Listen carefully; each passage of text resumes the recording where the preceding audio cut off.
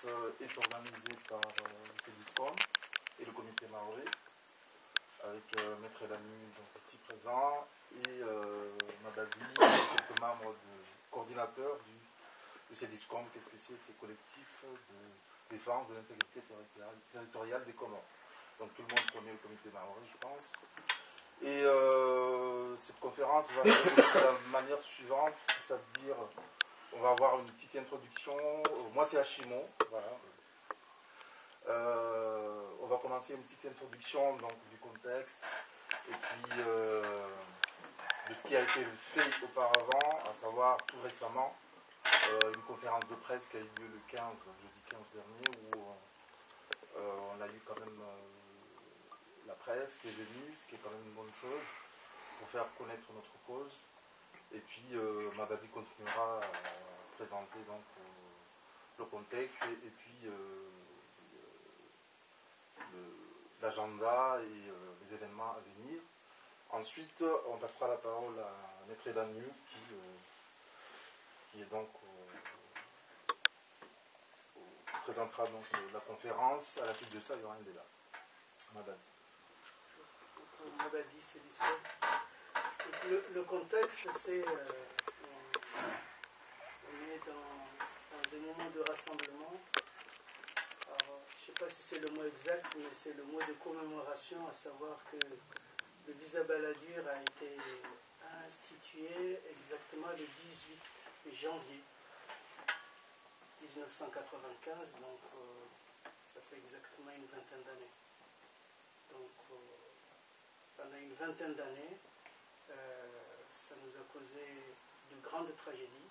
On pourra qualifier cela d'une des plus grandes tragédies nationales en termes de morts.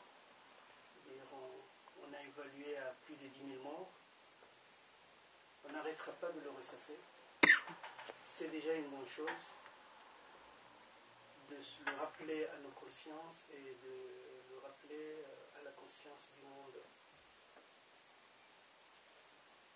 Cela a causé également, c'est lié également au fait de l'occupation coloniale par la France de l'île comorienne de Mayotte, puisque vous savez que il y a également des drames humains qui sont conséquences de ce visa, de par les expulsions massives. On a appliqué à minima depuis le gouvernement de l'époque de Nicolas Sarkozy, mais tous les gouvernements successifs l'ont appliqué, c'est la politique du chiffre. Quand dans un territoire, on arrive à expulser plus de 20 000 morts, plus de 20 000 personnes qui sont jugées indésirables sur ce territoire, ça représente 10%. Ça veut dire que c'est carrément du non-sens. Voilà, à partir de tout cela, qu'est-ce que nous faisons aujourd'hui? Comme Hashimo l'a rappelé, à force d'en parler sur le net et dans des rassemblements comme celui-ci, il y a par exemple dans ce pays une certaine mouvance que je qualifierais d'humanitaire, qui défendent le droit et qui estiment que vous avez un problème, c'est que vous vous battez, vous les Comoriens, vous vous battez contre une superpuissance, sauf que il y a une disproportion. Et si vous devez compter sur ce qu'on appelle une mobilisation citoyenne, votre cause n'est pas connue. En Europe, on ne sait pas ce que c'est. Il y a eu un phénomène de Lampedusa, ça a fait la une des journaux, mais le visa Balladur, vous allez voir les responsables politiques, les responsables des médias, ils ne savent pas ce que c'est. Donc je posais cette question pour dire c'est important que nous trouvions des points d'ancrage pour que l'information soit connue, parce qu'il faut il faut que l'information touche les gens pour qu'ensuite, dans la réflexion, ils puissent définir des actions à mener. Donc les actions qui vont se mener, c'est lesquelles? Dans un premier temps, l'information. C'est-à-dire que nous sommes dans un pays qui est censé respecter les droits de l'homme et qui commet l'innommable dans notre pays. Donc il faut que les citoyens de ce pays le sachent. Ça, c'est quand même un acte important qui nous incombe au premier chef. Ensuite, il y a des actions de type, on va dire,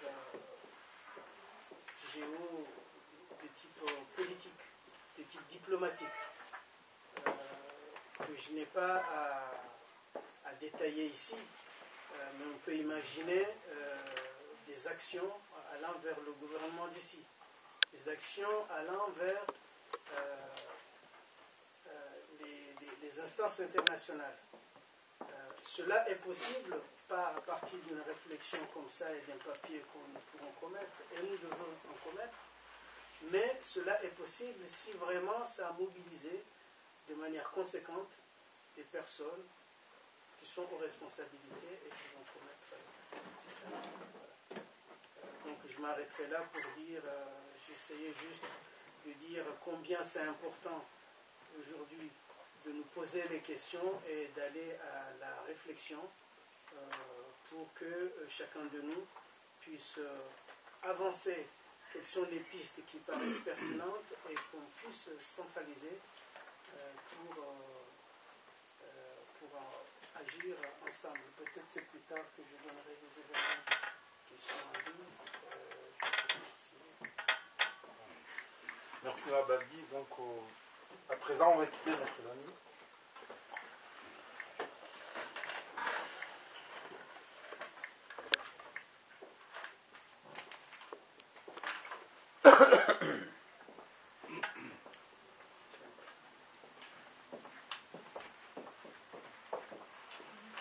Je crois qu'il est bon d'aller d'emblée aux deux questions que soulève le titre même de ce débat. Abolissons le visa Balladur. Qu'est-ce que ça veut dire? Ça pose problème, à mon avis, parce que normalement, ce que nous avons fait dans un premier temps, tous, autant que nous sommes quand nous étions étudiants, si nous étions, à l'époque où nous étions de simples étudiants, enfin, je pense que le cas est vrai pour tout le monde, nous avons dit abolissez, abolissez. On aurait conjugué le verbe abolir à la deuxième personne plurielle. Mais nous avons dit abolissons. Et abolissons, cela nous renvoie à nous-mêmes d'abord. Ça veut dire que le verbe est bien conjugué, tant en ce qui concerne le temps qu'en ce qui concerne la personne. Et comme dirait l'autre, abolir, c'est maintenant qu'il faut abolir. Maintenant, abolissons. C'est conjugué au présent. C'est conjugué au présent à la première personne du pluriel, c'est-à-dire c'est nous qui devons abolir. Nous devons abolir le visa Balladur. Mais qu'est-ce que cela veut dire? Il y a deux questions. Il y a deux questions, la première étant pourquoi il faut abolir le visa Balladur. La deuxième question, comment abolir le visa Balladur? Puisque aussi bien c'est nous qui devons le faire, puisque aussi bien c'est maintenant que nous devons le faire, comment nous allons le faire? Je crois d'ailleurs, finalement, c'est le plus important, mais le pourquoi est quand même aussi capital, parce que c'est dans le pourquoi qu'il y a la motivation. C'est dans le pourquoi qu'il y a les éléments du comment. C'est parce que nous saurons pourquoi il faut abolir le visa Balladur que nous trouvons les éléments pour répondre à la question comment abolir le visa Balladur. le pourquoi, nous le savons. Il ne faut pas nous attarder longtemps là-dessus. Nous savons pourquoi il faut abolir le visa Balladur. Le visa Balladur, il faut l'abolir. Je le fais pour rappeler et pour que cela soit présent dans notre esprit, mais je sais que cela se trouve en chacun de nous, en chaque cœur de Comorien qui pense un tout petit instant, oh pas beaucoup, il ne faut pas y penser beaucoup, il suffit d'y penser un tout petit instant, une toute petite seconde à ce qui se passe tous les jours dans le petit bout de mer, dans le petit bout de segment qui sépare l'île comorienne d'Anjouan de l'île comorienne de Mayotte. Dans ce petit bout de 70 km, ce qui se passe tous les jours, c'est incroyable, c'est inénarrable, on ne peut pas l'imaginer. C'est ces bébés qu'on jette à la mer. Il y a eu des cas où on a jeté des bébés à la mer. Et vous le savez, nous le savons, nous l'avons vu dans la presse, il a été rapporté. Ces bébés qui tombent, qu'on lance à l'eau pour sauver les adultes qui se trouvent dans le Cossa. Ça, c'est passé. Nous le savons. Ces femmes, ces enfants de 16, 15, 18 ans, de moins âgés que ça, de 3, 4 ans, qui meurent tous les jours. Nous avons, je vous le disais l'autre jour, je pense qu'on l'a dit le 15, dans la conférence que nous avons organisée le 15, nous avions fait une estimation de 10 000. On parle des 10 000, mais moi je crois que 10 000, on est encore au-dessous de ce qui se passe, au-dessous du chiffre réel. Mais malheureusement, le chiffre réel, nous ne pouvons pas l'évaluer exactement parce que nous n'avons pas les éléments. Et c'est pour cela, vous savez bien, je disais avec une certaine, je ne dirais pas, une certaine ironie, oui, quand même, parce que ces journalistes-là, bon, je parle des nôtres surtout, je parlais de la presse en général, il faudrait qu'ils nous donnent les éléments et ils ne nous les donnent pas. Il faudrait qu'ils s'intéressent à la chose et ils ne s'y intéressent pas. Je parle de nos journalistes à nous. Il faudrait que nos journalistes nous donnent les éléments. Il faudrait que nous ayons des journalistes qui ont le courage d'aller où se trouve l'événement, d'aller où se trouve ce qui se passe, d'aller où se trouvent les responsables et de demander, de faire une enquête de manière à ce que nous sachions exactement. Nous avons, nous, de notre côté, comité de Morée, essayé de faire cela avec des moyens de non-professionnels, bien évidemment. Nous avons essayé de le faire et nous avons constaté que, par exemple, au départ de Dzemouni, il y a au moins par jour 3 à 4 départs de Kossa. 3 à 4 départs de Kossa et nous savons que tous les jours il y a des morts. La question de savoir comment, pourquoi, c'est seulement entre Anjouan et Mayotte qu'il y a des morts. Oui, parce que les Kossa vont aussi à Montpellier. Les Kossa vont aussi à la Grande Commande, Anjouan à la Grande Commande. Mais pourquoi c'est simplement à Mayotte? Et la question qui est sous-jacente, c'est de savoir qui cause. Oui, parce que vous ne me direz pas qu'il n'y a pas de surcharge entre Moëlie et Anjouan, par exemple. Il y a sûrement de surcharge, mais il n'y a jamais de mort. Mais pourquoi les morts, c'est précisément entre Mayotte et Anjouan? C'est un problème. Nous voudrions savoir quelle est la réponse à cette question pour savoir évaluer exactement l'étendue de ce drame national que nous vivons au quotidien. Il faudrait savoir ça. Mais j'ai dit que je serais bref parce que bon, les événements sont bien connus, mais nous avons fait une estimation qui, enfin, à mon avis, on peut estimer raisonnablement, d'après ce que nous avons tous les jours dans les journaux, les informations qui nous sont données, nous avons fait une estimation de 5 par jour. C'est pas trop, hein. Depuis 20 ans, entre 1995, le visa Balladur était instauré. Et 2015, aujourd'hui, ça fait 20 ans, à raison de 5 morts par jour, est-ce que cela fait 10 000? Un petit calcul nous fait. Je vois que quelqu'un a sorti 36 500. 36 500. En gros, à peu près, ça doit être ça. Et je pense que c'est vraiment dommage que ces précisions ne puissent pas nous être données, parce que si elles l'étaient, nous serions en mesure de savoir au moins combien nous perdons. Et on ne serait pas là à dire il y a 10 000, 10 000. J'ai vu à Moroni une organisation de jeunes très dynamique, que nous connaissons tous, il s'appelle Rochard, qui a affiché au Carrefour, comment ça s'appelle déjà ce Carrefour? Bajenal. Non, c'est pas Bajenal.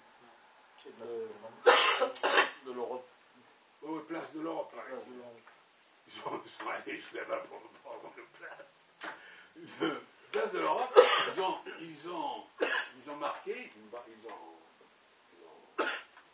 collé une parole sur un endroit précis de cette place. Ils ont dit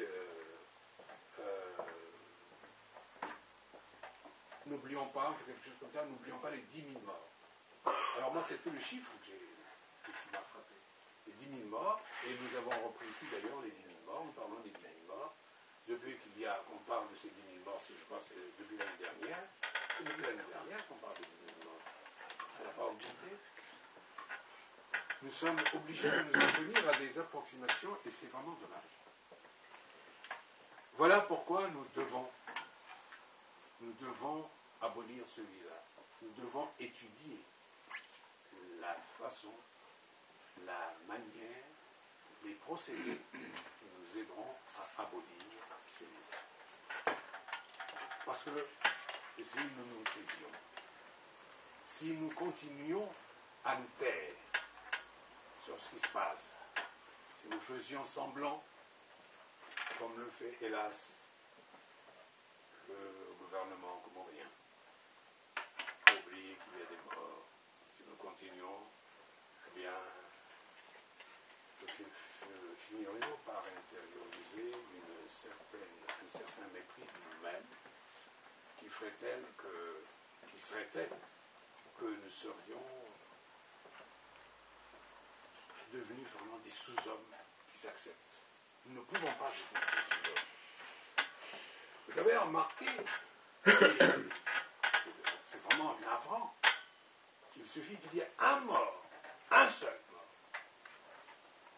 français, à l'étranger, dans des circonstances dramatiques, pour que toute la France tremble, pour que le monde entier tremble. Et il y a 5 morts tous les jours dans le canal du Mozambique, des Comoriens, qui meurent parce qu'ils veulent se rendre aux Comores. Les Comoriens de Mayotte, et ce sont des Comoriens. Et il n'y a pas un seul cheveu qui bouge sur la tête de nos dirigeants. Pas un seul.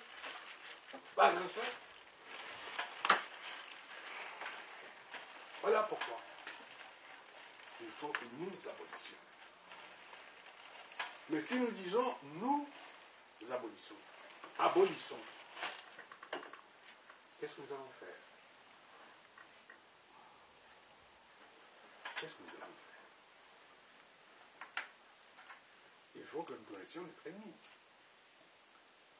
L'ennemi, celui qui a instauré le visa Balladur, celui qui fait que tous les jours, au moins, il y a 5 Comoriens qui meurent dans le canal de Mozambique, c'est un État. Or, je ne connais pas d'individu. Je ne connais pas d'association qui soit capable de lutter contre un État si c'est un État. Il faut que notre État soit capable d'utiliser les moyens dont il dispose. Et en tant qu'État, chaque État en dispose, quelle que soit sa taille, quelles que soient ses possibilités, ses forces. Un État, c'est un État. Il y a un droit extraordinaire où tous les États sont égaux en droit. les Nations Unies. Oui, notre gouvernement serait capable, s'il le voulait, d'utiliser les moyens juridiques dont il dispose. D'utiliser ces moyens juridiques pour dire non à la France. Donc, nous devons avoir un État capable de dire non. Nous devons avoir un État capable de créer les conditions pour qu'une négociation fructueuse puisse s'établir entre la France et les Comores sur le visa prévu. Donc, c'est un premier élément. Et cet État devrait, en premier lieu, dire nous ne discutons rien, absolument rien, avec vous, tant que le visa Balladur est en application. Tant que les Comoriens qui veulent se rendre à Mayotte seront considérés comme des clandestins, non, nous ne discuterons pas. Pas d'accord, rien, absolument rien. Coupez tous les rapports, absolument tous les rapports, toutes les relations avec la France.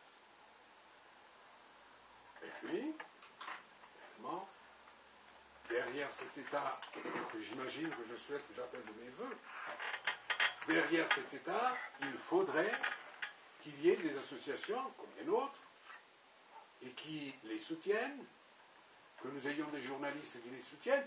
Nous sommes dans le devoir-être. Je sais bien que tout cela paraît lointain, on a l'impression qu'on rêve, mais c'est cela qu'il faut. Le comment, puisque nous avons posé la question de savoir comment, je crois que c'est cela. Je ne veux pas être très long puisqu'il y aura un débat. Je veux simplement tracer le cadre qui me semble le plus à même de canaliser nos débats pour que nous ne perdions pas de temps. On sait que, malheureusement, bien sûr, c'est une nécessité dans des débats comme ceux-ci, dans des réunions comme ceux-ci, dont chacun voulant en parler, etc. On perd beaucoup de temps.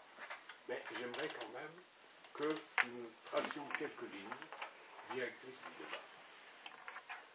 Je pense que nous pourrions donc avoir cet État, nous pourrions nous les suivre, nous pourrions avoir, je rêve, éveillé, enfin, disons, je pense, nous pourrions avoir une presse qui serait capable de suivre, et je pense que la conjonction de toutes ces énergies ferait que le problème serait enfin résolu ou en voie de l'être. C'est en gros ce que je pense, et je finirai par ceci, le dernier point, c'est que dans le cadre de ce combat qui s'engage, que j'espère nous engageons, il ne faudrait pas oublier que nous allons devant des élections. Avez-vous remarqué que pendant toutes les élections qui se déroulent aux Comores, il n'y avait aucun débat? Il faudrait absolument que ce débat entre dans les campagnes qui se déroulent. Bon, c'est peut-être un peu tard pour les législatives, mais les présidentielles. Nous avons toute l'année 2015 pour préparer cela. Je crois qu'il serait de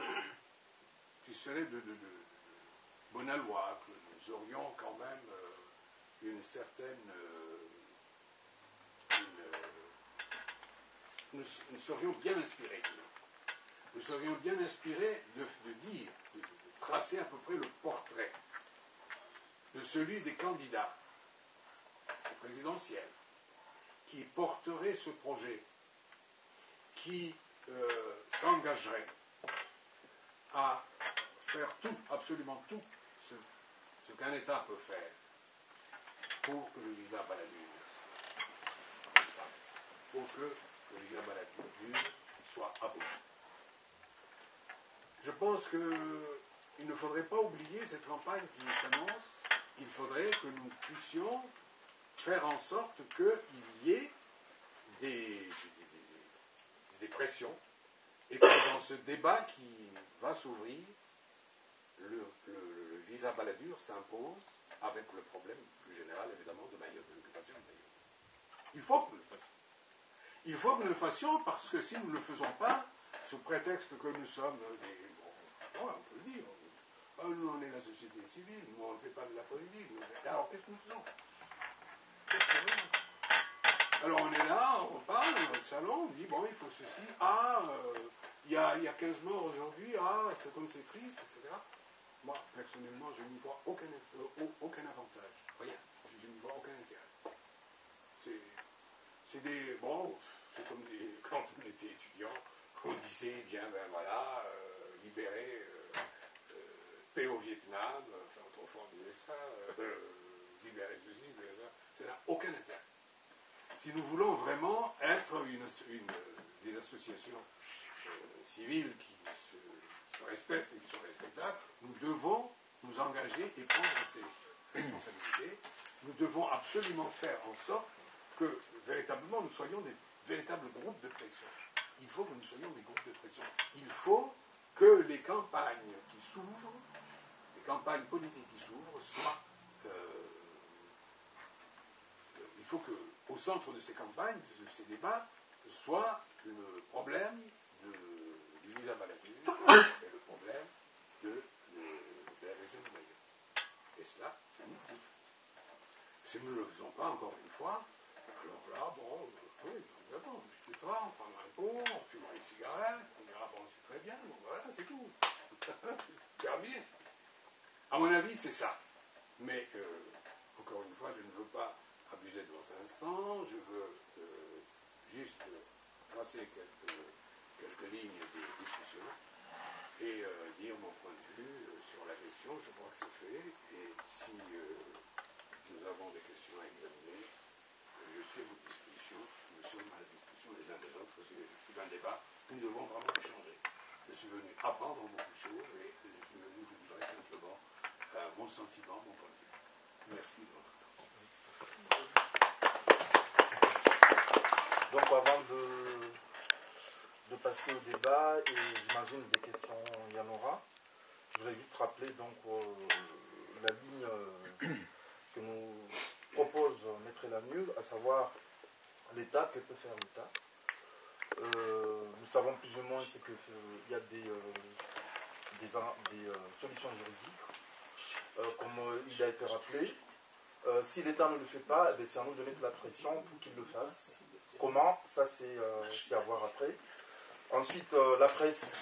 Il nous faut mobiliser la presse. Donc, nous connaissons des journalistes comoriens qui travaillent sur le territoire comorien, qui travaillent ici aussi. On peut aussi mettre la pression à ce niveau-là pour qu'il y ait des articles régulièrement qui rappellent qu'on a une île qui est occupée par la France depuis 40 ans et que ça fait 20 ans qu'il y a des morts. Et ensuite, par rapport aux élections, c'est juste un rappel. Et qu'effectivement, bon, c'est moyen aussi de mettre la pression, de dire voilà, donc si vous voulez des voix, si il y a peut-être d'autres moyens aussi, d'autres méthodes, pour que la question fasse partie des débats au niveau des élections. Donc, avant de passer, d'ouvrir le débat, et j'aimerais quand même passer la parole à Abdouhamed. Non. Enfin, c'est dommage, je voulais que tu montres un petit peu un autre aspect sur le plan géostratégique. Non, c'est bon. Non, c'est bon. Alors, Abdouhamed ne prend pas la parole, donc sinon, s'il ne le prend pas, j'avais prévu aussi de le passer à Cheikh El-Badawi, s'il veut bien. Voilà. Donc, voilà. Alors, dans ce cas-là, j'ouvre la liste pour le débat.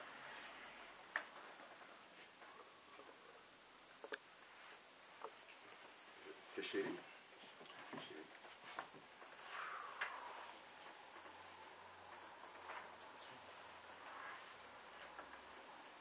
Deux ou trois questions, puis après on avance au fur et à mesure.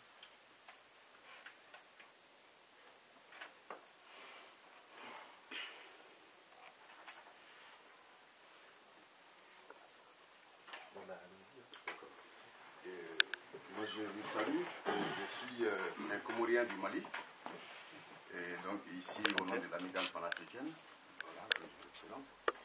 pour dire que nous sommes des panafricains et j'apprécie au nom de cette association l'initiative de cette rencontre. C'est vrai que même si on ne faisait qu'une action chaque 10 ans, en tout cas c'est une action qu'on prend sur nos temps, sur nos énergies, sur nos deniers, elle mérite qu'on s'y arrête et qu'on salue les acteurs et les militants de ces actions-là. Alors, je suis d'une culture où on dit aussi que quand on est ensemble, on se doit au moins la vérité. Au moins la vérité. Et moi, je pense qu'à l'heure où, en Afrique, un peu partout, même si on ne fabrique pas des armes, et l'Afrique pleure et saigne beaucoup, un peu partout, et l'insularité des Comores rendent pratiquement les Comores comme prenables, déjà prises et prenables.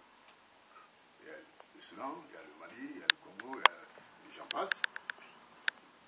Ce qui me permet de penser et de dire et d'affirmer certaines bêtises, notamment que la question des Comores dépasse les Comores.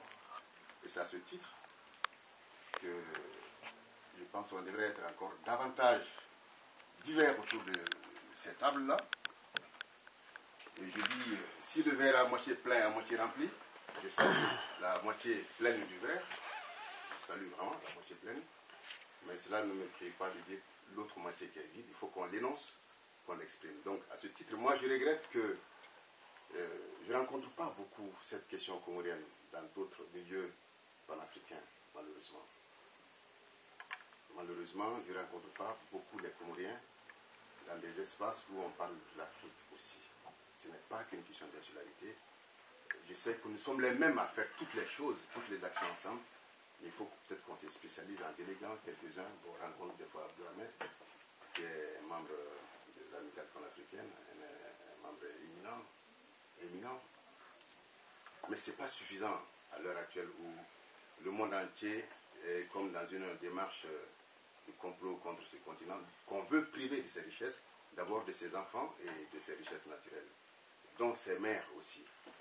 Donc à ce titre, je pense que le visa Balladur n'est que l'expression de la souveraineté de la France. On ne peut pas, de mon point de vue, humble point de vue, lever ce visa, à moins qu'on dise que Mayotte n'est plus française. Et je pense là-dessus qu'on devrait poser, sincèrement, et tout le temps, continuellement. Et pas seulement dans un débat de campagne présidentielle comorienne, mais auprès de l'Union africaine, même si on sait qu'elle ne vaut pas grand-chose, que 80% de ces ressources viennent de l'étranger, notamment de l'Occident, même si on sait tout cela. On sait aussi que ce n'est pas de cette salle et de la France qu'on va modifier ça, mais en étant ensemble, peut-être qu'on peut même faire pression et nous approprier, nous donner les gouvernements que nous méritons sur notre continent, sur notre terre et sur nos îles, je pense. Moi, je regrette que le fait que nous soyons les mêmes à faire tout, que ça nous amène des fois à un peu faire les choses, bon, bien, mais un peu à moitié tout le temps, comme le film qu'on n'a pas pu voir jusqu'au bout. Ce qui est regrettable. Moi, je l'ai déjà vu, heureusement. Encore, je vous dois la vérité, je dis que ceux qui viennent tôt sont pénalisés par ceux qui viennent tard. Moi, je ne suis pas venu très tôt, mais je suis venu assez tôt pour voir tout le monde arriver. Et voilà. Ça pénalise l'action aussi, parce qu'on est les mêmes à faire les mêmes choses. J'insiste beaucoup là-dessus. Donc ce film qu'on n'a pas vu, moi je ne pense pas que ce film, en tout cas dans la partie que j'ai revue là, pose directement la question de la souveraineté de Mayotte. Ça pose la question de la misère dans les Comores. Et quand je vois les Comores, j'ai envie de pleurer pour toute l'Afrique. C'est la même chose partout. Partout en Afrique. D'aucuns disaient l'Afrique noire est mal partie, mais non, elle n'a pas bougé. Alors, je dis, quand je vois ça, il y a lieu quand même qu'on mette ensemble nos souffrances et les perspectives pour sortir de ces souffrances-là. Moi, je pense. Et ça ne peut pas se faire encore en cercle clos. Entre initiés, nous sommes tous convaincus qu'il faut ci, qu'il faut ça. Non, c'est les autres qu'il faut qu'on aille trouver. Qu'on aille faire sortir autour de nos causes, de nos souffrances, de nos larmes, de nos sangs. Non, le sang. Et ça, on ne sait pas trop le faire. Et des gens n'attendent que ça. Il faut qu'on aille les trouver. Sans relâche. Je sais qu'on fait beaucoup déjà. J'insiste là-dessus. Et je salue encore l'action du verre à moitié plein, sincèrement. Il dit ce film, il pose la question des misères en Afrique. Il pose aussi la question du manque d'éducation qui renforce ces misères. L'éducation, on en souffre tellement. Même quand finalement on est instruit, on n'est pas éduqué dans ce continent. Même instruit, on n'est pas éduqué. Ça pose d'énormes problèmes. Donc moi, c'était un vœu.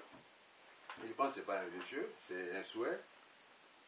Et qu'on reprenne toutes ces questions ensemble.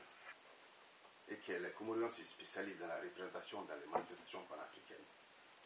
Nous avions initié au nom de l'amicale panafricaine une pétition qui est encore en circulation sur la base, le site de la base, et où on parlait du respect des constitutions en Afrique, si imparfaite soit-elle. C'est le cadre pour qu'on dise que c'est fait ou c'est pas bien fait. Ensuite, on a le droit légitime de revenir sur la constitution, de la réviser, suivant les intérêts du peuple et non suivant la nécessité de la prolongation du nombre de mandats ou de la durée du mandat d'un président. On a lancé cette pétition, beaucoup n'ont pas signé, ils n'ont peut-être pas compris. On l'a fait en papier physique, on l'a représenté à la fête de l'humanité de septembre dernier. On l'a fait en numérique aussi, on l'a diffusé. Ça coïncide avec les mouvements qui ont fait partie de l'Aise. Et on sait qu'est-ce que ça a joué dans cette question. On sait qu'est-ce que ça a joué dans la question même de la rencontre des présidents africains par Barack Obama. On sait que ça a beaucoup joué. Mais on est aussi un peu orphelin. On est un peu seul. Au bout d'un moment, on s'use, on s'arrête, on se donne une légitimité. On dit, puis ça fait 15 ans, 30 ans que je fais la même chose. On n'a pas transmis le relais parce que cet héritage-là, il n'est pas transmissible à nos enfants. Il est empoisonné, notre façon de nous battre, sincèrement.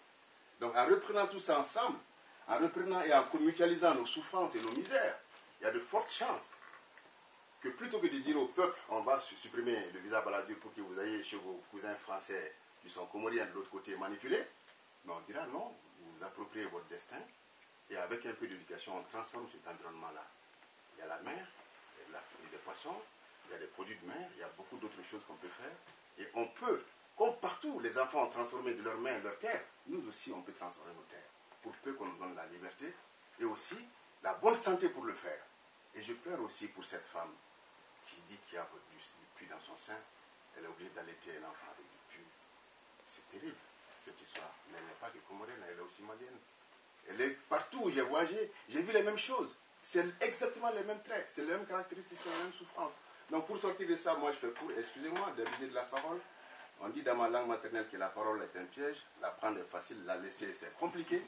Donc je vais quand même la laisser là, en disant que j'ai énuméré quelques problèmes, et qui sont comme les outils situations qui sont utilisés pour presser le peuple, l'aménuiser, le priver de lui-même, c'est-à-dire le rendre même étranger à son propre destin. Ces outils-là, donc les manipulations locales, c'est aussi le fait qu'on ait élevé des Comoriens à un rang où ils estiment avoir été valorisés. C'est la même chose qui se passe même dans les pays comme le Mali, où on a estimé avoir fait une révolution pour faire partie des pouvoirs militaires. On a estimé être en demeure de gérer notre liberté, mais on s'est rendu compte qu'il y avait des délégués de pouvoirs occultes, des pouvoirs lointains. Mais ces pouvoirs lointains, leur force se nourrit de notre faiblesse. Moi, j'arrête là avec toutes mes excuses pour la longueur de mon intervention. Je vais dire, travaillons ensemble en fraternité, que ce ne soit pas qu'une question d'amour, c'est aussi une question d'intérêt. Si je suis là aussi, c'est par intérêt. L'intérêt même doit nous mouvoir à tout moment. L'intérêt de sauver notre pays, notre continent, nos familles, et puis nos relations. Et ça, je pense qu'on le vaut bien, qu'on le mérite aussi. Voilà, avec toutes mes excuses, sincèrement. Et bonne continuation à l'initiative. Merci.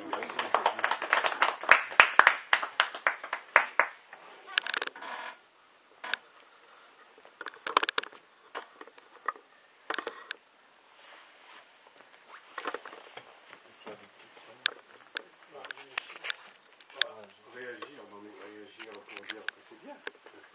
Réagir pour aller dans le sens des applaudissements qui ont été nourris. Nous sommes vraiment très heureux de votre ce que vous avez remarqué, c'est vrai. En ce qui concerne la coopération qui est nécessaire entre nous, je pense qu'au niveau des institutions, en tout cas, cela se fait. Vous avez parlé tout à l'heure de l'Union africaine. Cela se fait évidemment, c'est un peu quinquin, c'est pas tout à fait ça, mais enfin, on y va quand même. Il y a eu dernièrement, j'avais demandé justement ce dossier, je pense que je devrais avoir un peu, mais enfin, il n'est pas là. Il y a eu dernièrement une décision de l'OUA qui a réagi énergiquement à la départementalisation, au moment où le problème de la départementalisation s'était posé. Et l'Union africaine avait aussi à ce moment-là appelé à la réunion du comité des 7. Et un comité des 7, je ne sais pas si vous êtes au courant, il y a un comité des 7 qui s'occupe de cet État, qui s'occupe spécialement de cette affaire de Mayotte. comme vous l'avez dit, évidemment, bon, les moyens sont très limités, 80% des revenus viennent de chez l'ennemi, c'est un peu difficile quand même, mais quand même le soutien de l'Union africaine, il est vrai, il est là, il est effectif, même s'il n'est pas très efficace. Bon, en ce qui concerne les associations, bon, nous sommes des associations sœurs, vous connaissez avec Abdou Ahmed, nous vous connaissons, maintenant nous vous découvrons, ceux qui ne vous connaissaient pas. Enfin, je ne sais pas, je crois qu'effectivement, il faut que nous travaillions ensemble, et vous avez parfaitement raison. Je pense que c'est avec plaisir que nous recevrons, comme nous avons reçu aujourd'hui, toutes les remarques, toutes les observations, toutes les recommandations que vous pouvez faire à propos de ce sujet. Maintenant, j'aimerais, si vous le voulez bien, quelques réactions sur ce que j'avais exposé tout à l'heure. Qu'est-ce que vous pensez de ce que j'avais proposé, ce que j'avais lancé? Tout ça, c'est un peut-être en quête d'être. Je ne suis pas sûr que cela soit exactement cela, mais enfin, je pense qu'il faudrait que nous réfléchissions un peu à cela. On ne peut pas continuer comme ça, c'est pas possible. On ne peut pas continuer. On ne peut pas continuer. Il faut absolument réveiller ces gens-là. Bon, nous-mêmes, on dort un petit peu, mais eux, ils sont complètement hypnotisés.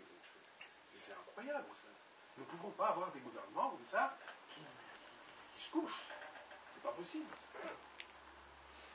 Il faut vraiment que nous trouvions quelque chose pour les réveiller, pour faire en sorte que... quand je pense, il y a le gouverneur d'Anjouan qui avait pris, qui avait annoncé une mesure vraiment extraordinaire. Moi, j'avais applaudi des 2 mains, et si j'en avais 2 autres, j'aurais applaudi même, et cela ferait 4 mains. Ce serait vraiment formidable. Il a dit, moi, gouverneur d'Anjou, c'était, vous vous en souvenez, dans son discours le jour de l'Eid al-Fitr. Vous vous souvenez? Vous vous souvenez, il a dit, moi, gouverneur d'Anjouan, si dans les Kossas, il y a 5 personnes porteurs de gilets de sauvetage, je les laisserai. Et je dis à la gendarmerie de ne pas intervenir pour les laisser aller à Mayotte. Vous savez que c'était en réaction de la fameuse coopération qui se fait de fait en ce moment entre la gendarmerie colombienne et la gendarmerie française, les gardes-côtes. Et ça, c'était vraiment quelque chose d'extraordinaire, vraiment du nouveau. Il avait même ajouté que si jamais les Comoriens étaient prêts, il était prêt lui-même à monter dans un Kosovo, s'embarquer dans un Kosovo. Les Kosovo, évidemment, dans les normes, 5 de par Kosovo, il y aurait une centaine de Kosovo. Dans chaque Kosovo, 5 Comoriens, et les Kosovo débarquaient à Mayotte pour voir ce que feraient les Français à Mayotte. Oh mon Dieu, c'était extraordinaire. Si cela avait été fait, cela aurait été vraiment extraordinaire. Il avait annoncé cela et nous étions convaincus, tous, donc nous étions, je ne sais pas, les naïfs en tout cas, étaient convaincus que c'était vrai. J'en étais. Eh bien, ça n'a pas eu lieu. Et j'ai même entendu que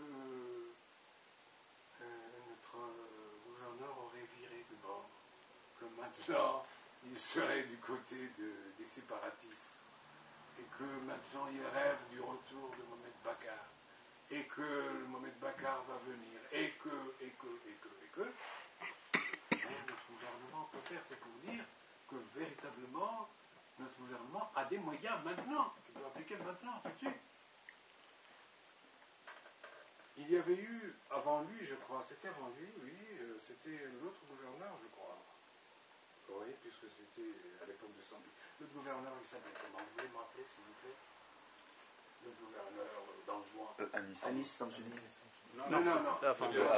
Avant Sambi. Avant du côté, à l'époque de Sambi. Il n'y en avait pas au début. Ah, Parce qu'il était président. Il On a décidé après de mettre aussi un pas vraiment. vice-président journée Il n'y en avait pas. au début. Si, Il y a eu Mohamed Bakar, et puis après, il y a eu les élections, et il y a eu Anis. Ah, il y a eu Nice? Oui, il n'y en avait pas. Bon, Si, en tout cas, si. c'était du temps de Sambi. C'était dans les dernières heures de Sambi. Il avait pris la même décision, et je crois que c'est sur incitation de Sambi. Mais cela a duré quelques heures. Et comme le disait avec beaucoup d'ironie une des intervenantes dans la conférence du 15, il a dit qu'il y a des individus qui marchent au canon, en quelque sorte au chantage. Au canon du chantage, le chantage au visa. Si vous maintenez cela, il n'y aura pas de visa, il n'y aura pas de passeport diplomatique qui passera à l'ambassade, personne et même le visa Schengen vous sera refusé. Ce n'est pas seulement de Mayotte qui est la question, mais même de Schengen. Et en quelques heures, la décision a disparu. Il n'y a pas de décision. La décision qui avait été prise d'arrêter de ne pas recevoir ceux qui étaient expulsés de Mayotte, c'est une décision qui était véritablement révolutionnaire, qui aurait changé la donne si les Comores avaient refusé de recevoir tous les expulsés, tous les reconduits à la frontière, tous ceux dont on ne voulait pas, tous ceux qu'on considérait comme clandestins Mayotte. Les Comores avaient dit non, ils ne reçoivent pas, ils sont chez eux, faites-en ce que vous voulez. Qu'est-ce qui se passe à ce moment-là? À ce moment-là, la France aurait été obligée de se trouver nez à nez avec le droit international et avec l'opinion internationale, et je vous assure qu'il aurait reculé. Ça aurait marché. C'était le secrétaire général du ministère du Transport, c'était pas le gouverneur. Qui avait pris cet arrêté-là. Sambi était en mission à l'étranger, oui. Et le secrétaire général du ministère du Transport a pris cette décision. Ouais. Et quand Sambi l'a entendu, il en a fait sienne, quoi. Mais une semaine après, il y a eu des pressions. Oui, mais c'est ça. Ils ont dit, attention, les visas, vous les aurez plus. Voilà. Donc, vous voyez que les moyens, ils existent. Et ils les connaissent. En plus, ils les connaissent. Nous ne leur apprendrons rien. Rien, absolument rien. Ils connaissent. Ils savent ce qu'il faut faire. Mais il faut les obliger à faire ce qu'ils savent. Alors, trouvons les moyens. Nous sommes là pour ça. Et trouvons les moyens de les obliger à le faire. C'est tout.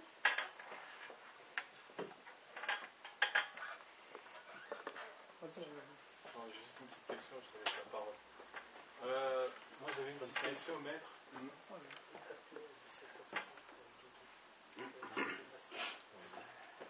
Vous avez évoqué tout à l'heure le fait est que cette occupation a un certain nombre de totems. Alors j'ai une question toute simple. Qu'est-ce que selon vous les totems qui habilisent cette occupation du royaume de Mayotte qui existent du côté comorien? Voilà. Je peux parler de totem.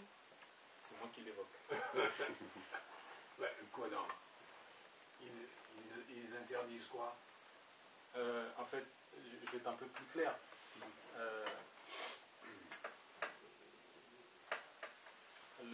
Dans la dernière conférence, vous avez évoqué le fait est que nos dirigeants collaborent. Pro guillemets, c'est ça que j'appelle les totems. Et donc, je voulais en savoir un peu plus sur cette collaboration. Voilà. Quand on vous dit, déjà, tenez, ça, ce que nous venons de dire, c'est une collaboration. partir du moment où il y a quelque chose qui aurait dû être fait et qui ne l'est pas, parce qu'ils se sont déguinés, vous m'excuserez le terme, eh bien, nous sommes obligés de constater qu'ils collaborent. La collaboration, c'est quoi? Elle peut être dans ce sens, elle peut être dans l'autre. Elle peut être encore plus grave. Elle peut être dans le fait que, comme je le disais, j'ai parlé d'infiltration exactement. Comme je le disais, il y a des Comoriens qui existent dans qui travaillent pour le compte de l'ennemi. Mais il faut bien le dire, c'est l'ennemi, nous sommes. C'est bien ça qui se passe. Hein. Ils sont au compte de l'ennemi, c'est la définition même du collaborateur, dans l'administration. Ils sont dans les organes de décision. Ils prennent les décisions, et les décisions leur sont dictées. C'est ça la collaboration. C'est le cas, par exemple, à la direction du cabinet de la présidence. Bon, on le sait. Très peu le diront, mais tout le monde le sait. Hein. On sait qu'il y a partout, dans toutes les... Et alors, il y a des collaborateurs, si vous voulez, des collaborateurs cachés et des collaborateurs officiels. Et des gens qui se disent, mais qui disent, moi, je travaille à l'ambassade. Ah, je suis agent de la France. Et ils vous le disent. Mais c'est incroyable. Mais c'est incroyable.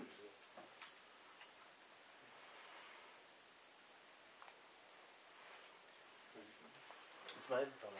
Bonjour. Bonjour. Non. Moi, je voulais revenir en fait plutôt sur. On a dit comment on allait faire en fait pour changer les choses. Déjà, moi, je vais faire un constat, c'est que je sais pas, ça fait une dizaine d'années, voilà, que moi j'ai rejoint un certain nombre de personnes dans cette lutte, voilà, pour la souveraineté et puis pour l'abolition de ce visa scélérat. Et je me rends compte que c'est toujours les mêmes personnes qui sont là. Quand on regarde la moyenne d'âge de la salle et le genre qui est représenté, et majoritairement l'île qui est représentée, pour une cause entre guillemets nationale, moi je pense quand même que quelque part il y a un échec. Quelque part il y a un échec parce que là on commémore 20 ans de mort. Et en termes d'écho, en fait, c'est comme si c'était juste une petite réunion classique, comme ils s'en organisent chaque semaine, et je trouve ça malheureux. Alors voilà, il y a peut-être un constat à faire, voir comment peut-être essayer de changer les choses. Comment se fait-il est-ce qu'il y a un problème en termes de transmission? C'est-à-dire que là, on est là, nous on est bien au courant de ce qui se passe. Peut-être qu'on n'en parle même pas aux gens avec lesquels on habite, je sais pas, hein. En tout cas, ils ne viennent pas. On a des amis, des Comoriens. Bon, je vois qu'il y a d'autres gens qui ne le sont pas, mais qui sont Comoriens par le cœur, qui sont présents. Mais de ce côté-là, en termes de communication, en termes de transmission, il y a vraiment quelque chose à faire, quoi. Là, moi, je vois, je suis venu avec Yumna, avec Nejmat, voilà, qui s'y intéressent. On était censé être beaucoup plus nombreux. Finalement, on est 3. Et c'est souvent les mêmes qui se déplacent. Hier, il y a eu une manifestation devant l'ambassade des Comores, mais ceux qui sont venus, c'était les gens qui étaient principalement concernés, quoi, les familles des 13 prisonniers politiques. C'était voilà, quoi. Il y a un problème dans la manière dont on est organisé. Donc, il faudrait peut-être justement essayer de savoir pourquoi les choses en fait n'avancent pas. Parce que j'écoutais monsieur, bon, j'ai pas écouté votre intervention en totalité parce que je suis parti. Je m'en excuse, mais avant, c'est très très bien de s'ouvrir, quoi. Mais la principale cible, en fait, de cette question, en fait, ce sont les Comoriens. Déjà, est-ce que les Comoriens eux-mêmes s'approprient cette problématique? Est-ce qu'ils sont conscients qu'il se passe des choses graves chez eux? Et j'ai pas toujours l'impression. Ou peut-être qu'on leur a cassé leur volonté, et puis il y en a beaucoup qui ont abandonné. Parce que quand ils viennent peut-être nous voir, ils s'attendent à être guidés, quoi. Et peut-être qu'ils ne le sont pas suffisamment. Ils s'attendent peut-être désormais à des actions d'un autre type, tout en conservant aussi ce genre de réunions, quoi. Mais là, vraiment, j'ai toujours l'impression que c'est des réunions qui conservent une certaine voilà, élite, alors que les gens qui meurent entre Anjouan et Mayotte, ce sont avant tout des Comoriens modestes, humbles, issus du New Makele, majoritairement, c'est ce qui se dit en tout cas, et même des régions rurales de Ngazidja, peut-être de Mouali, et voilà. Donc je pense que dans la méthode, je pense qu'il faut qu'on sache exactement déjà à qui on s'adresse en termes de base, et je pense que ce sont les Comoriens, et parce que c'est pas normal que pour une manifestation comme celle-ci, voilà, aujourd'hui, il n'y ait pas une nouvelle tête, quoi. Franchement, c'est... Alors voilà, est-ce qu'on sait exactement qui nous sommes? Déjà, nous-mêmes. Et une fois peut-être qu'on aura déjà posé ces jalons-là, après savoir comment faire pour aller chercher ces gens-là, parce que demain, si on intente une procédure en justice sur le plan international ou sur le plan national, et que ces Comoriens-là viennent nous dire, mais nous on n'était pas au courant, on n'était pas concernés, quoi, on n'est pas venu nous chercher, quelque part on aura mis la charrue avant les bœufs. Donc en termes de méthodologie, là vraiment je pense que le travail qui est fait, il est bien fait. Ce que tu fais à Mabadi, ce que fait Saïd Hassan et tant d'autres, Monsef et Abana, pour ceux qu'on connaît ici, pareil pour vous, maître, ça c'est très très bien. Mais voilà, il faut qu'on arrive en fait à se connecter avec la population. Et que ce qui se fait ici à Paris, en fait, doit pouvoir se faire, je ne sais pas, de manière concomitante aussi à Moroni, parce qu'il faut vraiment qu'il y ait un lien. Parce qu'il n'y a pas de lien. Il n'y a pas de lien. On a l'impression qu'on fait des trucs ici à Paris. Bon, parce que pour savoir qu'on est comorien, c'est important quand même d'avoir toujours ce contact. Mais quand on va aux Comores, tout d'un coup, on change de galaxie, quoi. C'est moi, le Comorien qui grandit à Paris, qui vais parler de ce genre de problématique. Les gars me regardent avec des yeux comme ça. Ils disent, mais... Vous pouvez me rappeler votre nom, s'il vous plaît? Moi, c'est Ismaël, Mohamed Ali. Et voilà, donc il y a peut-être besoin de mettre en place des outils pour, c'est-à-dire quelque chose de, je sais pas, des BD. Il y a des gens qui savent dessiner. Il faut qu'on mette en place, je sais pas, quelque chose qui rentre dans les maisons aussi. Il faudrait peut-être qu'enfin il y ait un journal de la communauté comorienne, de nouveau, comment dire, en France, avec des... voilà, on est tous capables d'écrire, hein, chacun à notre niveau, on a des choses à dire, pas seulement que sur le visa, mais en tout cas, voilà, on parlait de... D'ailleurs, j'ai entendu parler d'instruction et d'éducation. Il n'y a jamais eu autant de diplômés aux Comores. Mais en termes d'éducation, conscience nationale, etc., au contraire, il y a vraiment, comment dire, une cassure entre peut-être nous et d'autres gens de ma génération et encore plus jeunes. Quand je leur demandais, vous connaissez les Comores? Oui, c'est 3 îles. Voilà, les autres, entre les Comores et Mayotte, on nous assassine. Donc nous, on ne parle pas avec les Mahorais, ça ne nous intéresse pas, c'est un territoire français. Et je parle avec des Mahorais qui me disent la même chose. Nous, on n'est pas Comoriens, nous, on est Français, et puis ça ne nous intéresse pas. Vous êtes de la Grande Comore? Moi, je suis de Ngazidja, je suis également de la même région que vous aussi.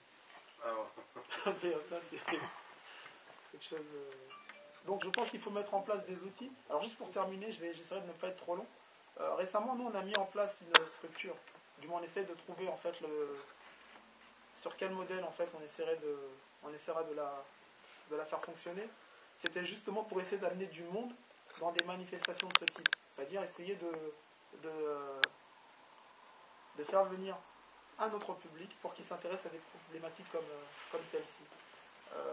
Et peut-être qu'il faudrait réfléchir à quelque chose de l'ordre d'un lobby, de quelque chose de puissant qui fait du bruit avec des personnalités au sommet, mais avec un travail qui se fait au niveau de la base.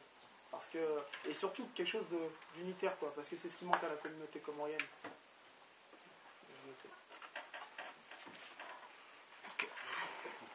Dire à Soprano qu'il écrive des chansons. Comment? Il faut dire à Soprano qu'il écrive des chansons sur Mayotte. J'ai pas entendu. Dire à Soprano qu'il écrive des chansons sur le visa et sur Mayotte. Ah, il y a un chanteur, il y a un rappeur qui s'appelle Rof qui a fait un morceau là-dessus. Oui, mais par rapport à Soprano, il y a moins de cas. Mais ça peut être un outil. On parlait de BD, on peut faire une chanson, il n'y a pas forcément besoin de passer par Soprano, mais il y a des choses à faire qui sont très simples. Et quelle est la structure? Non, mais ça, non. Vas-y, je me prends la parole si tu veux. Si je peux réagir par rapport à ça, justement, alors Maître Danu voulait réagir par rapport à la question que je viens de poser exactement, mais là il est interviewé par Radio Galère, donc une radio de Marseille. Directement pour réagir sur ta question, effectivement, moi il y a quelques années déjà, lorsque j'ai rejoint donc, la petite équipe, c'est Gassan, voilà, Madadi, justement sur cette question, pour travailler, pour essayer de donner un peu de temps sur cette question, en tant que militant et comorien, voilà, sensibilisé par cette cause. La première chose que j'avais constatée, c'était effectivement, ça restait entre personnes qui maîtrisaient certes la question, mais il n'y avait pas de fond, il n'y avait pas de communication, les choses ne sortaient pas. Alors j'ai proposé, tout simplement, est-ce qu'on est avec les moyens rudimentaires et puis les possibilités qui existent, qui ne coûtent pas grand-chose, à savoir avoir une page Facebook, un petit blog, et puis progressivement avancer dans ce sens-là.